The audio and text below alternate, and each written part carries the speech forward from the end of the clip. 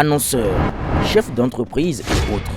Bref, population d'ici et d'ailleurs, cet espace vous est réservé pour la promotion de vos produits et activités. Non seulement en français, mais aussi en fond, Ditamari, Fulfulde, Batoum, Dendi. À vous le choix. Pour en savoir plus, veuillez nous contacter au numéro suivant 97 64 79 91 ou 97 17 51 35. Mesdames et messieurs, bonjour et bienvenue sur votre émission Décryptage. Décryptage vous reçoit aujourd'hui M. Gracien Makoko, juriste constitutionnaliste. Il est là pour opiner sur les sujets d'actualité que nous avons et aujourd'hui nous avons des sujets d'actualité chauds. Alors, M. Gracien, bonjour et bienvenue sur votre émission. Merci, je vous salue. Je salue les téléspectateurs de BLTV et je salue le peuple béninois. Merci d'avoir accepté notre invitation. Aujourd'hui, nous allons parler de deux sujets. Il s'agit de la mission du RESAO au Bénin, du 15 au 21 au Bénin. Et puis, nous allons parler du rapport de la Sénat sur l'existence fonctionnelle des partis politiques. On en a 13. Qu'est-ce que la Sénat dit par rapport à ces partis politiques? Est-on aujourd'hui obligé de créer un parti politique? Est-ce que quand on n'a pas les moyens de sa politique, est-ce qu'il faut forcer? Voilà les différents sujets sur lesquels nous allons opiner aujourd'hui. Monsieur Gracien Makoko, oui. Comment trouvez-vous cette mission du RESAO au Bénin? Merci beaucoup. Il faut dire que nous sommes dans un contexte régional délétère en ce qui concerne le volet sécuritaire dans notre sous-région ouest africaine. Et les défaillances au niveau de la CEDEAO sont tellement évoquées de sorte que les gens ont toujours reproché à cette commission de se positionner en termes de médecins après la mort.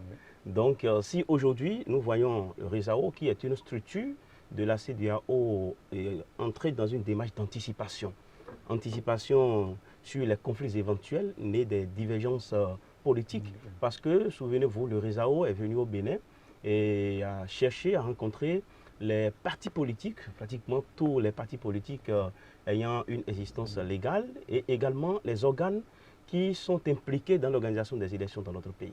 Donc on voit désormais une CEDEAO qui n'est plus médecin après la mort, mais plutôt une CEDEAO qui, à travers le RESAO, prend des dispositions dans le but d'anticiper sur des crises éventuelles. Je pense que c'est déjà heureux, on peut saluer cela. Seulement, il faut quand même que ces acteurs de RESAO puissent avoir une discussion franche avec les parties prenantes. Et si possible, j'ai appris que les rencontres ont eu lieu non seulement avec les partis de la mouvance présidentielle, mais également avec les partis politiques relevant de l'opposition au régime dit de la rupture.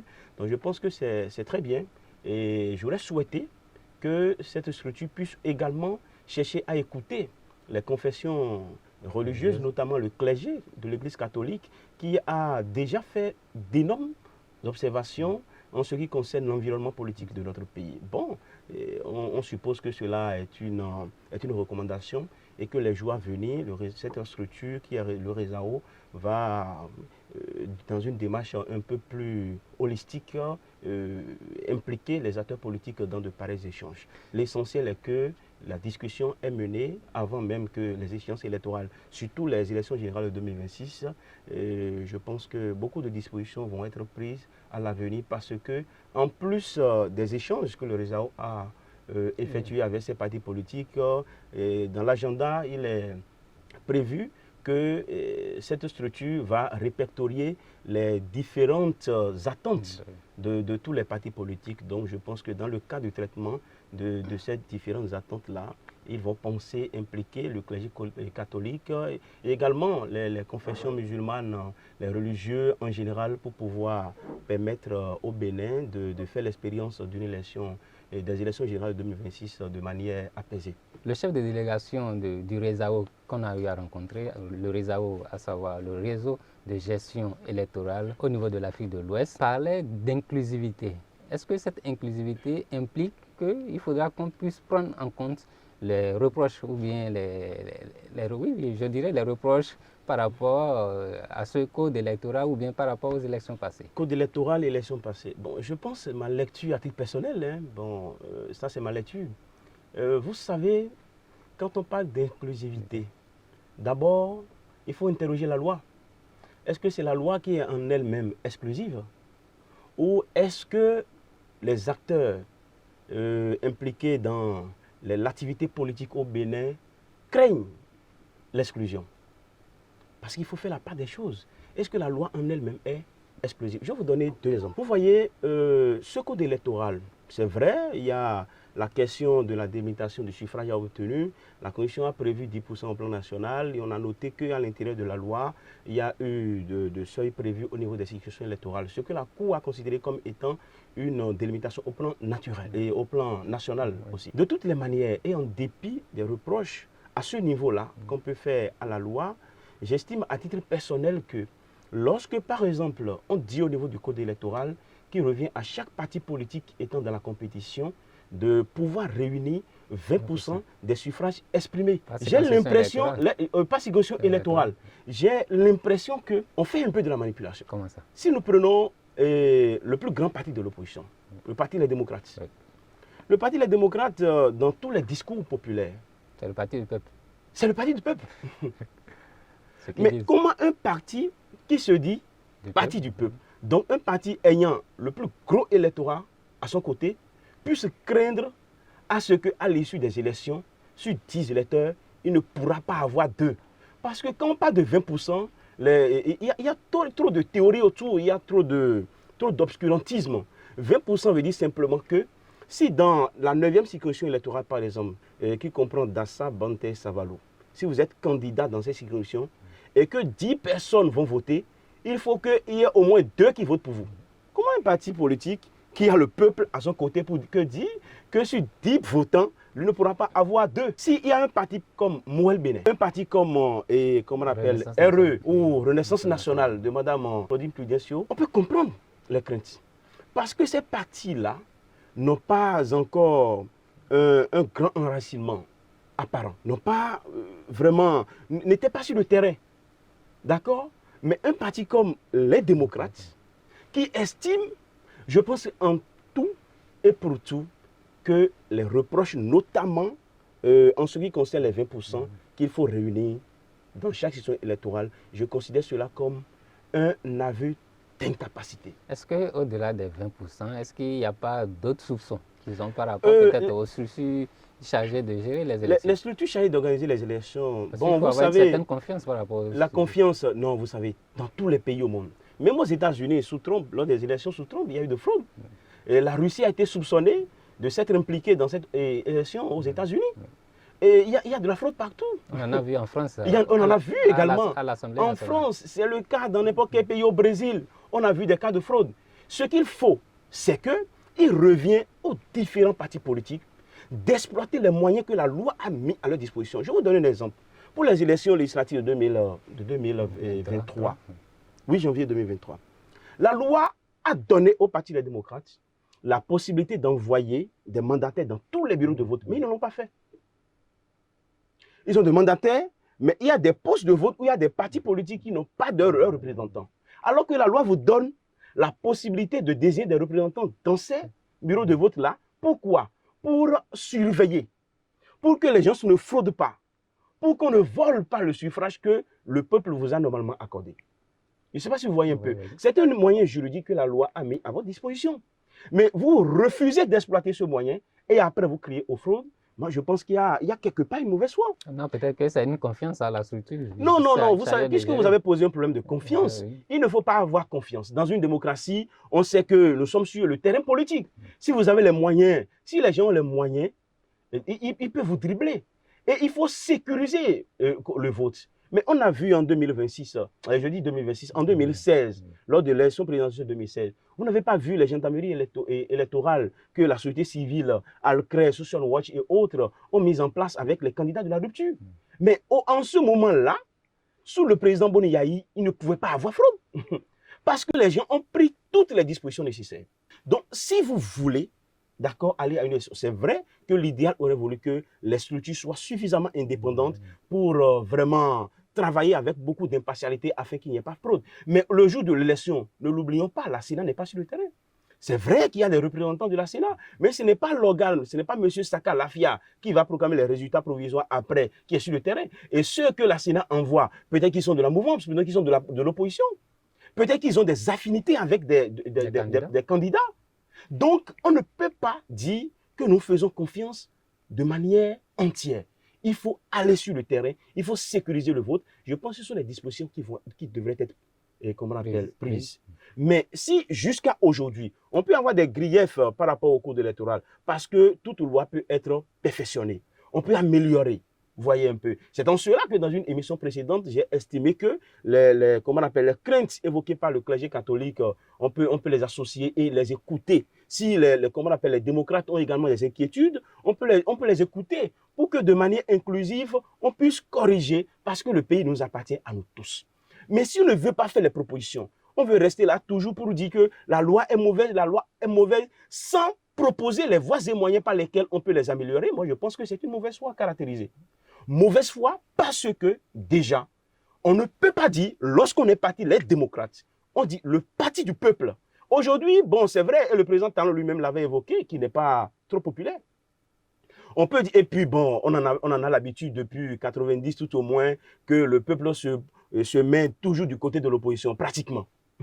Vous voyez un peu. Donc, on peut dire que le Parti des démocrates a une grande partie ou une partie du peuple à ce niveau. Mais qu'est-ce qui fonde encore les craintes?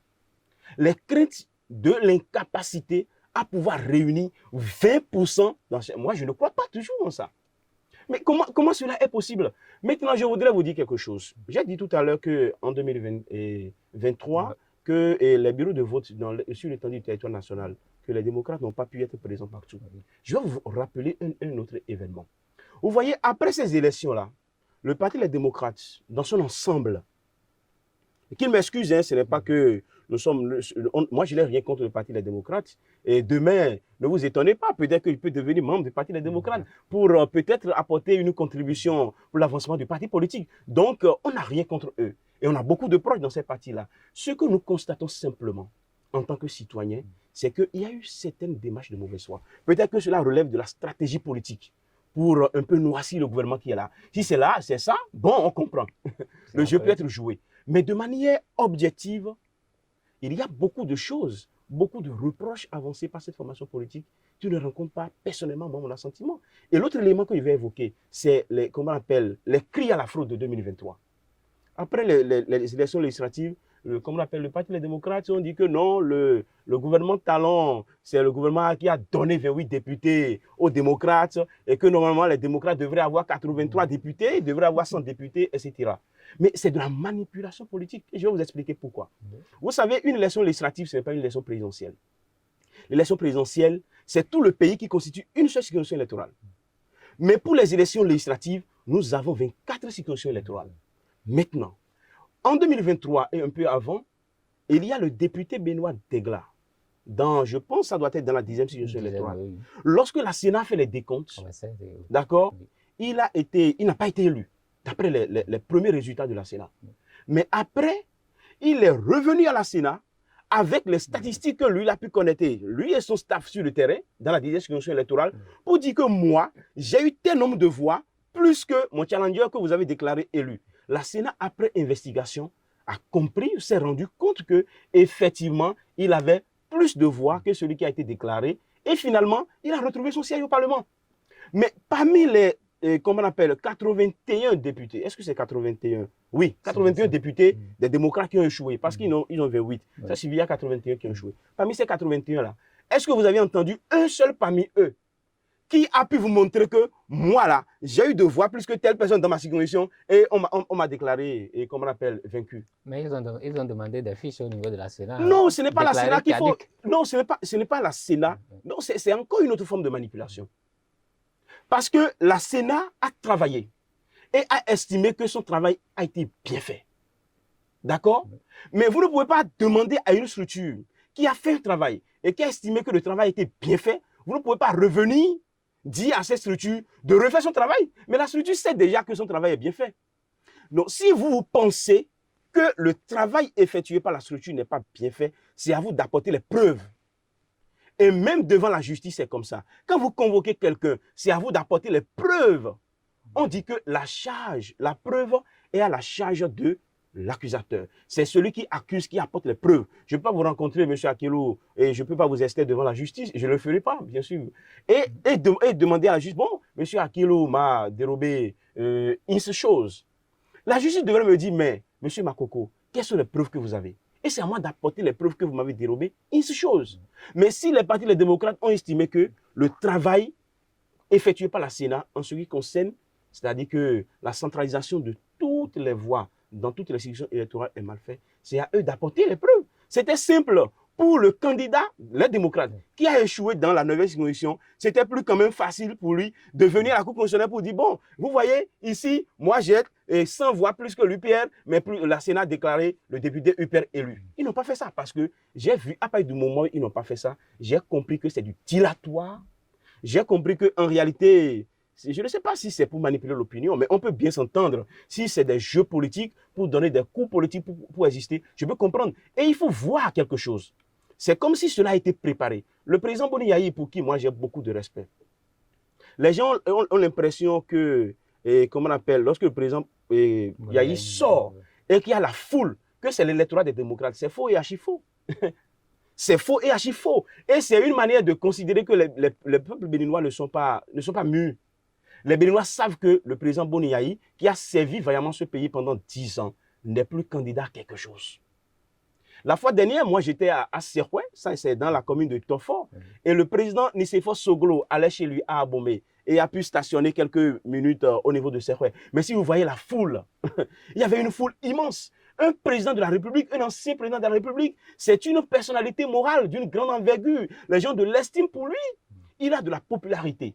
Donc le fait que le président Boni Yayi en 2023 soit sorti et parcouru certaines villes, et ces villes-là n'ont pas été choisies au hasard. C'est les villes qui peuvent être considérées comme étant les fiefs du président Boni Yayi. Mais pourquoi les sorties n'ont pas eu lieu à Cotonou? Pourquoi les sorties n'ont pas eu lieu à Bomey-Calavi? Mais c'est à Banté, on sait que c'est l'un des plus grands fiefs, réservoir électoral de chaud du président Boni Yayi. À Tchaourou, à Parakou, c'est la même chose. Mais ils ont triomphé dans le littoral quand même. Mais on ne refuse pas, mais sans même que les gens ne se mettent en foule derrière le président Boni Yayi. Le littoral, parce que, mais quand vous savez, dans une démocratie, il faut une opposition forte. Moi, je souhaite que les démocrates puissent constituer une opposition forte. Ça, c'est la contradiction. Et ça participe de la vitalité de la démocratie. Je ne sais pas si vous voyez un peu ce que je dis. On n'a rien contre. On souhaite que ce parti s'organise davantage. Voilà pourquoi je veux leur suggérer de sortir de ce minimalisme. C'est-à-dire cette politique de l'autruche qui consiste à dire que l'autre veut frauder, l'autre veut frauder. Au lieu de dire ça, prenez les moyens pour sécuriser le vote. Hein? Au lieu de dire qu'on est incapable d'avoir 2 voix sur 10 dans une circonscription électorale, il faut qu'ils aillent sur le terrain travailler pour pouvoir quand même sécuriser. Parce que le président Patrice Talon qui est là, si les gens veulent le déloger en 2026, si les gens ne veulent pas que son défunt éventuel soit le successeur éventuel de ce président, ils n'ont qu'à travailler sur le terrain. Donc nous allons aborder le second sujet, toujours avec la Sénat qui a sorti un rapport sur l'existence fonctionnelle des 13 partis politiques qui existent au Bénin. Ce rapport montre qu'il y a des partis politiques qui n'ont pas les moyens de leur politique, mais qui continuent de s'appeler partis politiques. Je dirais que c'est des partis politiques sac au dos, ou bien sac à main, parce qu'ils n'ont pas de siège. Le professeur Maurice Duverger les appelle les partis personnalités. Voilà. Bon, je ne dis pas que c'est le cas de ces partis. Non, mais je ne veux pas des partis du genre, mais je ne nomme pas un parti politique. Ce travail que la Sénat a fait, c'est une démarche que j'apprécie beaucoup. Vous savez pourquoi? La Sénat aurait dû attendre, d'accord, la veille des élections générales de 2026 pour dire, bon, tel parti, vous n'êtes pas en règle, donc vous n'avez pas d'existence, vous n'avez plus d'existence légale. Est-ce que ça ne sera pas mal vu? Ce serait mal vu. C'est en cela que la démarche de la Sénat est salutaire. Et si la Sénat avait attendu, ce serait forcément conformément à la loi. Parce que même la Constitution, quand on laisse même d'abord la charte des partis politiques, la Constitution béninoise de 90, article 5, dit les partis politiques concourent à l'expression du suffrage. Ils se forment et exercent leurs activités dans les conditions fixées par la charte des partis politiques. Et cet article-là, c'est un article très ancien, ça ne date même pas de l'État. Parce que déjà dans la Constitution béninoise de 59, l'article 4, vous allez retrouver il estime sur cette disposition. Dans l'article 2000 et dans la Constitution béninoise de 1960, vous allez voir au niveau de son article 7 la même disposition. Quand vous prenez la Constitution béninoise de 1964, vous allez voir à son article 6 la même disposition. Je ne sais pas si vous voyez un peu. Oui. Maintenant, bon, je ne vais pas évoquer les constitutions de 68, 77 et 84 parce que ce sont des constitutions qui ont institué un parti unique. Donc, mais en dehors de ça, toutes les constitutions que le Bénin, d'accord, indépendant, a connues ont prévu que les partis politiques puissent exercer leurs activités dans les conditions fixées par la charte des partis politiques. Et c'est la charte des partis politiques qui fait obligation à tous les partis politiques, d'accord, de satisfaire à certaines conditions. Et à savoir, par exemple, le siège. Les partis doivent avoir des sièges dans les départements. Oui. Aujourd'hui, c'est le cas. Mais le parti n'a pas de siège dans les départements. Le parti n'a pas de siège au niveau des communes. Mais le parti n'est pas représenté comment? Et ce n'est pas question de siège forcément. Donc, il faut dire que avant de se constituer parti politique, avant d'être formation politique, parce qu'un parti politique est d'abord une association, donc cette association, avant d'avoir des droits, doit pouvoir elle-même satisfaire à certaines exigences légales. Donc la démarche de la Sénat, c'est d'amener ces partis-là qui n'ont pas encore compris la mesure de leurs responsabilités, ou peut-être qui n'ont pas encore les moyens de leur politique. Mais si vous n'avez pas les moyens de votre politique, il faut vous rallier à d'autres grands ensembles. Parce qu'il y a plusieurs travaux qui montrent que la démocratie au Bénin est fragilisée, notamment à cause du fonctionnement des partis politiques. Il y a beaucoup de travaux sur ça, je vais vous citer quelques-uns. Et l'actuel secrétaire de la RAC, M. François Aoudo, depuis 2004, le secrétaire général adjoint depuis 2004 a produit une réflexion très intéressante qu'il a intitulée « Le mal transhumant, les infidélités politiques dans le Bénin démocratique ». Ça a déjà montré les effets pervers des micro-partis, les partis préfectoraux, sous-préfectoraux, les partis communaux, les partis ethno-régionaux. Pourquoi pas de quartier? Les partis de quartier, comme l'a dit le professeur Aïvo dans un document publié par Friedrich Ebert en 2008. Et c'est déjà dans ce document de 2008 dont je parle tout à l'heure que quelqu'un, un intellectuel comme le professeur Aïvo, avait déjà posé, et comment on appelle, avait déjà suggéré que le Bénin aille vers les grands ensembles politiques. Il y a plusieurs autres réflexions. Pour nous dire même que la notion de la réforme du système partisan, c'est quelque chose qui existait même avant le président Patrice Talon.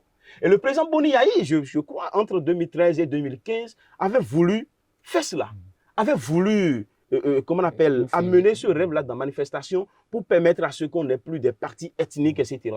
Et c'est cela qui a motivé une loi de 2013, si ma mémoire est bonne, qui empêche la candidature des indépendants. Et c'est une loi qui dit que lorsque vous n'êtes pas d'un parti politique, vous ne pouvez pas être candidat. Mais la société civile a combattu cela parce que on veut rester toujours dans, comment on appelle, la zone de confort. Ça profite aux gens, puisque la multiplication des partis politiques, ça permettait simplement à ces chefs de partis, de quartiers, de communes, de départements, de pouvoir négocier. Ça, ce sont des partis d'intérêt. C'est-à-dire, et c'est l'une des difficultés de gouvernance des présidents. Parce qu'avant le président Patrice Talon, par exemple, sous le président Boni Yayi, il y avait beaucoup de candidats. Il y a le candidat le parti de Temps qui est dans l'Atlantique, le parti de Temps, et on sait que c'est dans l'Ouémé. Il y a tel parti, on sait que c'est dans Parakou. Il y a tel parti, on sait que c'est dans Djougou. Il y a tel parti, on sait que c'est dans Savalou.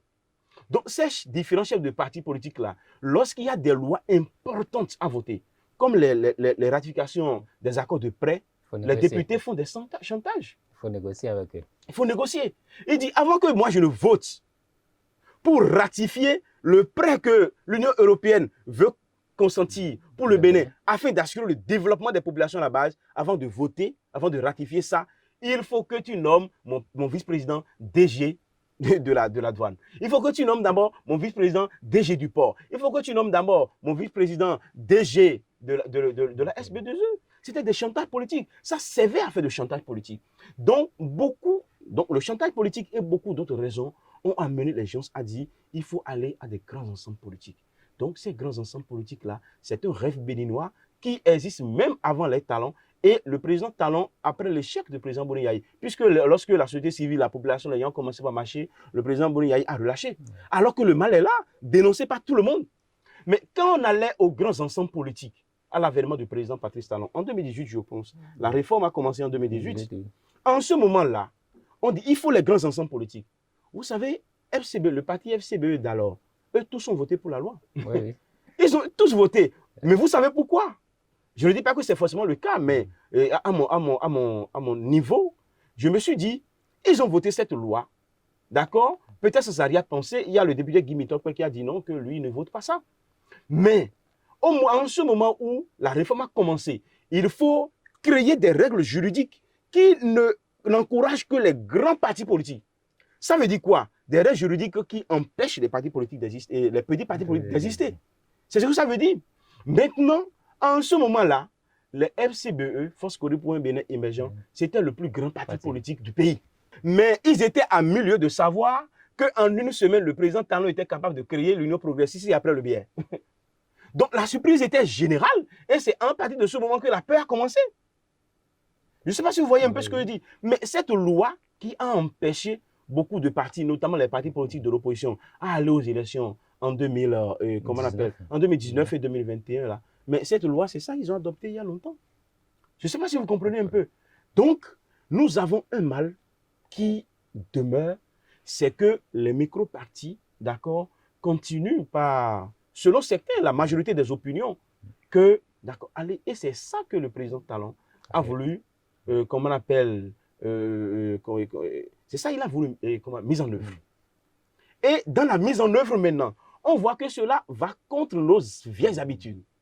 Donc, il faut tout faire pour repartir à la carte de départ. Donc, si on comprend bien, c'est qu'il faut laisser les choses. Parce qu'on dit encourager les grands ensembles politiques, c'est décourager les petits ensembles politiques. Il faut forcément créer des normes, des choses là, des mesures législatives qui asphyxient les micro-partis. Donc, si on ne veut pas des grands ensembles politiques, alors on laisse tout et on repart, et comment on appelle, à l'ancienne dynamique. Si c'est ça que les gens veulent, bon, ça permet très bien le chantage politique au chef d'État et donc le président de la République sur un prêt qui est consenti auprès, par exemple, de la France. On va prendre au moins 10% partagé aux députés d'abord.